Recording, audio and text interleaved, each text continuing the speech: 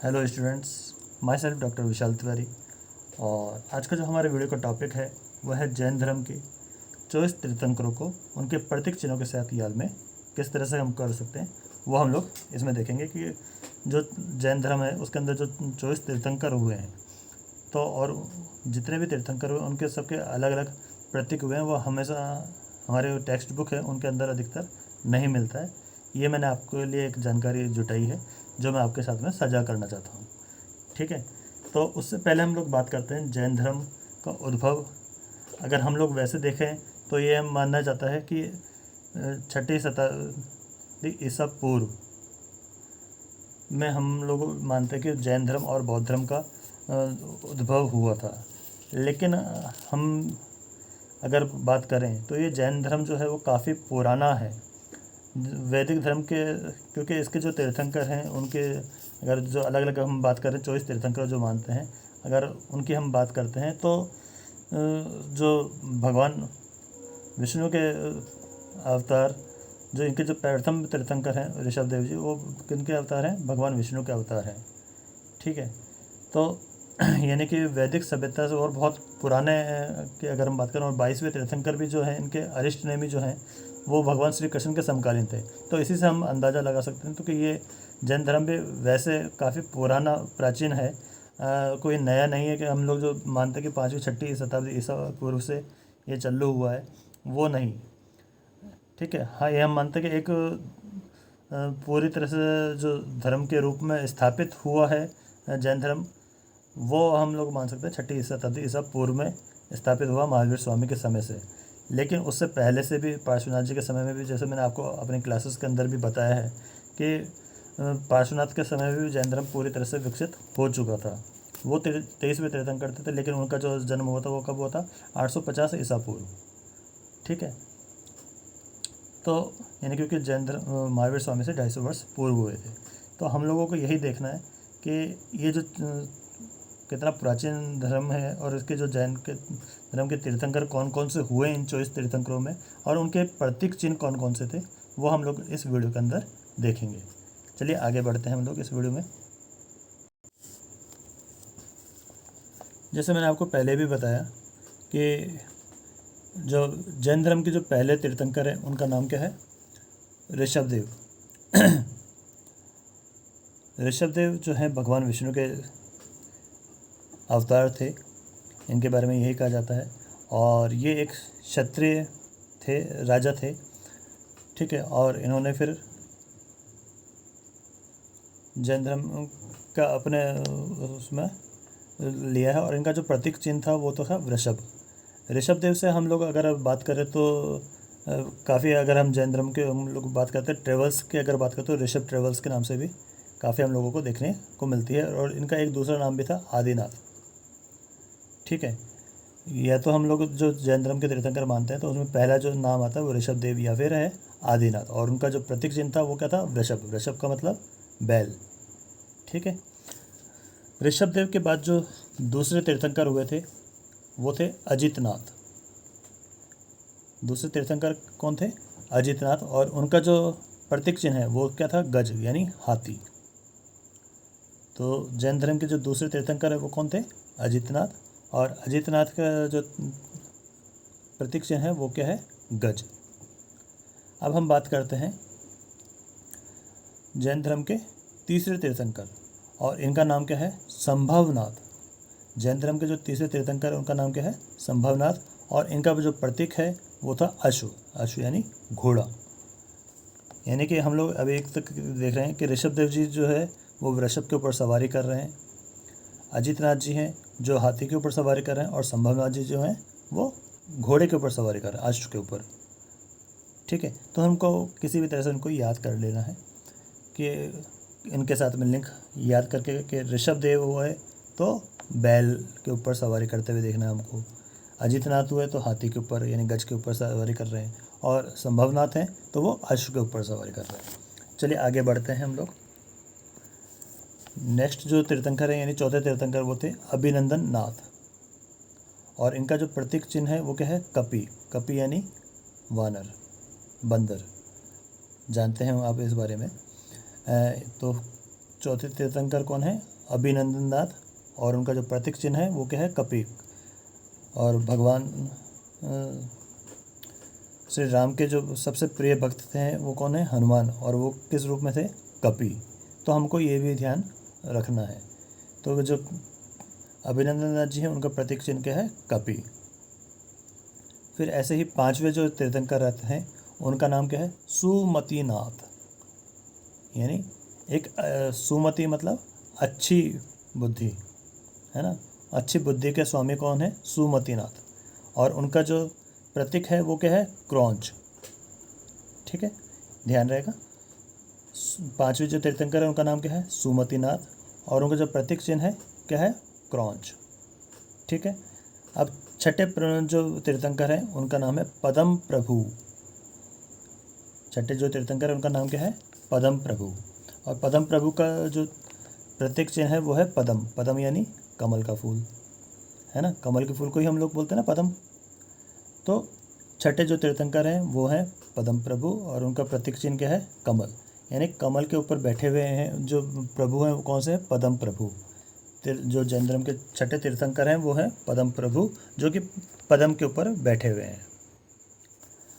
अब नेक्स्ट हम बात करते हैं सातवें तीर्थंकर हैं हमारे सुपार्श्वनाथ।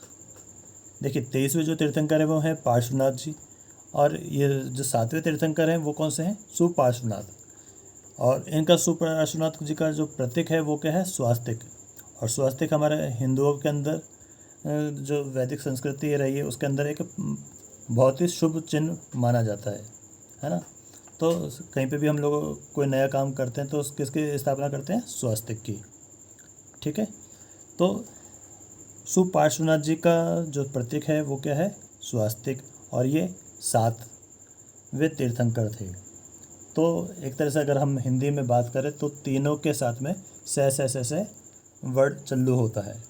सात का अगर हम हिंदी में लिखेंगे तो क्या लिखेंगे? सात, सा और तय। फिर तीर्थंकर का नाम क्या है? सुपार्श्वनाथ, फिर से आ गया। और इनका प्रतीक चिन्ह भी क्या है? स्वास्तिक, इसमें भी से आ रहा है। अब हम बात करते हैं आठवें जो हमारे तीर्थंकर है वो कौन से हैं? चंद्र प्रभु। आठवें तीर्थंकर का नाम क्या है? चंद्र प्रभु, और इनका जो प्रतीक चिन्ह है वो है चंद्र, यानी चंद्रमा। तो चंद्र के अंदर जिस प्रभु की हम लोग कल्पना करते हैं, ये जैन लोग जो जिस तीर्थंकर की कल्पना करते हैं वो कौन से हैं? चंद्र प्रभु। ठीक है। अब हम बात करते हैं नौवें तीर्थंकर की, और वो हैं सुविधिनाथ। नौवें तीर्थंकर का नाम क्या है? सुविधिनाथ। यानी अच्छी तरह से न्याय को बताने वाले सुविधिनाथ, या किसी भी कार्य को एक अच्छे तरीके से काम करने वाले को विधि अनुसार को जो काम कर रहे हैं वो कौन थे? सुविधिनाथ। और इनका जो प्रतीक है वो क्या है? मकर। ठीक है, मकर आप समझते हैं, मगरमच्छ के लिए जो वर्ड यूज़ होता है वो होता है मकर। तो सुविधिनाथ का जो प्रतीक चिन्ह है वो क्या है? मकर। ठीक है, ये ध्यान रखिएगा। एक बार हो सकता है तो मैं वापस रिपीट भी करूँगा आपके लिए। तो अब हमारे जो तीर्थंकर हैं 10वें वो कौन से हैं? शीतलनाथ। 10वें तीर्थंकर का नाम क्या है? शीतलनाथ। और इनका जो प्रतीक चिन्ह है वो क्या है? श्रीवत्स। शीतलनाथ जी का प्रतीक चिन्ह है श्रीवत्स। 11वें जो हमारे तीर्थंकर हैं उनका नाम है श्रेयांसनाथ। क्या नाम है? श्रेयांसनाथ। और इनके जो प्रतीक चिन्ह है वो क्या है? गैंडा। तो श्रेयांसनाथ जी किसके ऊपर सवारी कर रहे हैं? गैंडे के ऊपर। ठीक है, तो जैन धर्म के जो 11वें तीर्थंकर है उनका नाम क्या है? श्रेयांसनाथ, और उनका प्रतीक क्या है? गैंडा। 12वें जो जैन धर्म के तीर्थंकर हैं उनका नाम है पूज्यनाथ। क्या नाम है? पूज्यनाथ। और इनका जो प्रतीक चिन्ह है वो है महिष।